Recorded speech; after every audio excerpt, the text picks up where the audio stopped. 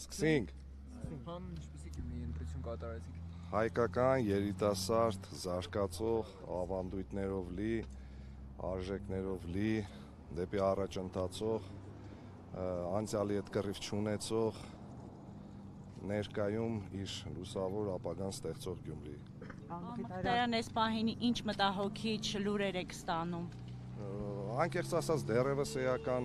մտահոգիչ բաներ չենք իմացել, ուղղակի տեղամասեր կան, որտեղ կուտակումներն են շատ, հիմա այդ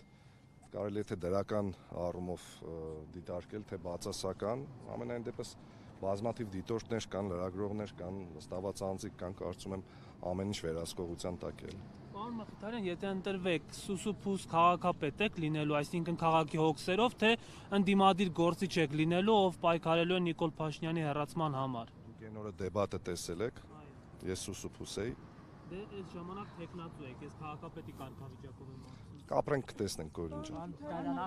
Հետևորդների թիվը ինչքանով ավելացա բանավ։ Ես կներեք այդ անլուրջ վերլուծություն եմ համարում, իմ հետևորդների թիվը 2019 թվականից է ավելացել, Facebook-ում կարծեմ մոտ 145,000 է, այդ ստաբիլ այն զանգվածն է, որը մնացել է ու գնալով ավելանում է, բայց հիմա 100 հետևորդ գալիս է, 500 հետևորդ գնում է, դրանով վերլուծել, որ ինչ-որ, չգիտեմ, էֆեկտիվ քայլ է արել քաղաքականության մեջ կամ դեբատներում հաջողություն ես գրանցել, երբ քեզ 5 հարց են տալիս, 5 հարցին դու կոնկրետ պատասխան չունես։ Մի խոսքով կարծում եմ մեր գյումրեցիները վերլուծություններ արել են դեբատներից, Քարոզ Արշավից են վերլուծություններ արել, այն չի, որ հիմա մենք այս ճեպազրույցի ընթացքում մարդկանց մոտ ինչ-որ կարծիք կամ տպավորություն պետք է փոխենք, մարդիկ բավականին երկար ժամանակի արդեն իրենց ընտրությունը, իրենց որոշումը կայացրել են,